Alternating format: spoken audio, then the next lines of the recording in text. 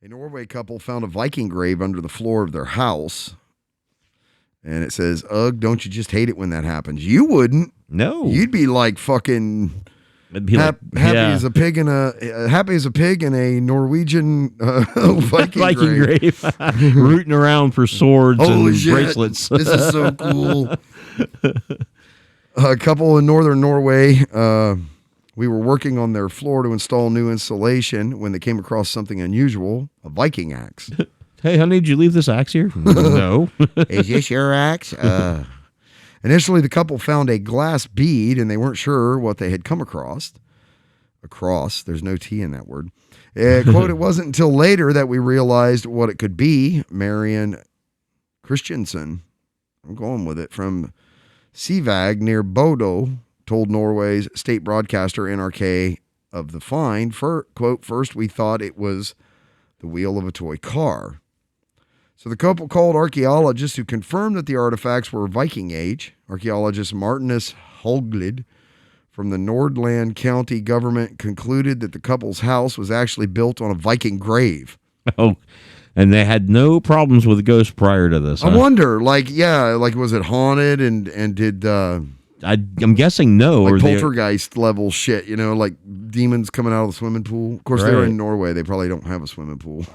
Maybe they have an ice skating rink or some shit. Quote, it was found under stones that probably represent a cairn, however you say that. Cairn. I don't know why it's Scottish all of a sudden. We found an axe dated from between 950 AD and 1050 AD. And a bead of dark blue glass, also of the late Viking period, he told the local. Christensen's grandfather purchased the house in 1914, but no one in the family knew anything about a Viking grave. In fact, this type of discovery is rare. It's not clear if the house was knowingly built on top of the grave and knowledge of this was lost, or if no one knew about it in the first place. Call Uncle Jed. See if he knows anything about a Viking grave. Did anybody come visit you around Christmas? The artifacts have already been sent to Tromsø Museum, and a team of archaeologists were in the couple's house on Tuesday digging further. Ultimately, the couple will be able to install the new insulation in their floor. They might even get something for their trouble. Quote, I've never heard of anything like that, and I've been in business for nearly 30 years, said Hoglig. I don't know. They did a magnificent job. They reported it to us as soon as they got the suspicion that it actually was something old. I guess they will get some reward. That is normal in Norway, that people that find old artifacts get a reward from the state. Okay. But I imagine they got to turn it over to the state. Oh, yeah. So they're like, here's a paltry pittance. Do the patriotic duty and give us this artifact. Not much of a picture, is it? Top men. Right? Who? Top men. And then it's just crated away into a warehouse. I heard this fascinating... I'm trying to think what the guy's name is. Michael Rood, I think. It's called A Rude Awakening. You can look this up on YouTube. And this guy is he's got these really, really interesting sort of theories on things like religion and its Christianity's connection to Judaism and stuff. And when I say interesting, I mean interesting. But he's got this whole thing on the Ark of the Covenant and the temple artifacts and Joshua's grotto, I think, and like how all this stuff's connected together, and the way that the temple pillars of the temple worked, and that there was a connection to like Egypt and trapdoors. It was all this like wild. It's fucking fascinating. I don't know if any of it's true, but it's really interesting to watch, and see how he's got this theory of where all of these artifacts, the temple artifacts from the temple in Israel actually are. Anyway, you should check it out sometime. You mean like where they are currently? Currently, yeah. Okay, because like the popular belief is like generally either under the temple or in Ethiopia. Yeah, I don't know what to believe. I don't even know if it still exists anymore. I mean, if it was made out of gold, I could see it, like we've talked about how temples are generally built on top of other people's holy sites and these kinds of things. I would imagine that those temple artifacts would have, if how many times was Israel sacked? Twice, majorly. Major sacks, First was right? Yeah, by Babylon, second by Rome. yeah. So you would either take those as the treasures of war, but if you were trying to crush that religion, kind of like what they did with Khufu or whoever it was. Oh well, yeah. You would think they would just destroy any and all artifacts associated, because they basically took the temple straight to the bedrock, right? I mean, they tore it completely down. Yeah, the academic view is that the Romans took it, and there's actually murals of the Romans carrying like menorahs and stuff like that. And so a lot of people say the Colosseum was built on the treasures of the temple, which is probably true. Which means they probably melted it all down or whatever, and it's gone now. However, they speculate that they didn't get the Ark of the Covenant because it was a very holy artifact, and there would have probably been some record of that we would have found either in written form as a list of what was God. Especially with the Romans, because we have records of like everything. They're very known as detailed. A race of lawyers. Yeah. So we would have probably known if they would have got that, but what they think happened was that the rabbis took it south down toward Numidia and kept it down there. And another reason there's a lot of evidence that points to that. The other theory is they hid it somewhere below the temple in the rock that it was built upon.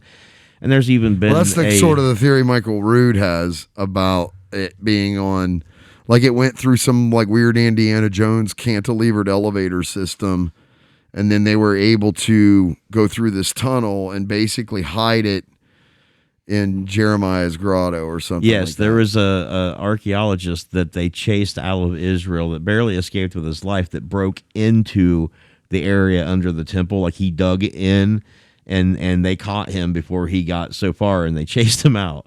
But the Occam's razor, the simplest explanation is probably the most likely, right? As opposed to having an elaborate method of hiding this, which would assume that they had foreknowledge that there was going to be some kind of a siege anyways. They speared it down to Numidia. Now, today in Ethiopia, which is where that's at today, every church has a little miniature ark in it, right? And the Ethiopian people are the people that have the DNA that identify them as the 12th tribe. So there's DNA evidence that a lot of Jewish people went down to Numidia at a particular point in time around the second siege. There's evidence of this in the Ethiopian people today, and there's this other evidence, of course, with the little miniature ark in all of their churches, and they have an area that for the last dozen years, tens of years, I don't even know how long, a really long time, at least like 20 some years or more, there's been this area that's been under constant guard, military guard, and fenced off, that's supposed to contain the ark, and they won't let nobody in there. And it's like under armed guard all the time. Right. And there's one guy that they have to go in, and he spends his life in there, essentially. That's what the story is, at least. I think I've seen that on like some National Geographic specials and stuff like that, where they're hunting the Ark of the Covenant or whatever, and they go to Ethiopia. Now, my guess is that you're still right. At some point in time, it's been taken apart and refurbished or something, or done something with, or it's fallen apart, right? Because it is a construct, and it had to make it all the way down there, and so it might not be in very good repair. Right. It might actually just be more like relics, like pieces of it that they're actually guarding in there. And I wouldn't doubt that somehow, somewhere, someone had the ability or influence to get in there and verify that and be like, wow, it doesn't really matter, right? It's like a holy relic. But I don't know. I just saw something where there's a tomb somewhere. I'm trying to think. So I'm just going to say I think it might have been like the tomb of St. Peter or something like this, okay? Mm-hmm. And the person's supposed to be in there. And it hasn't been opened in forever, right? So they were doing like a refurbishment. So as part of that, they had to open that box. And they decided while they did it, they were going to take like an inventory of it and everything.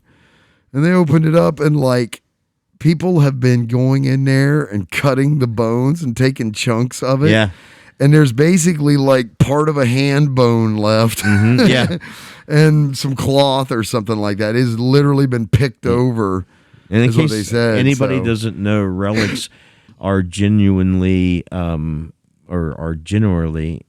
pieces of a person. Their teeth, their bones, could be a hand. Even they'll take a hand and mummify it.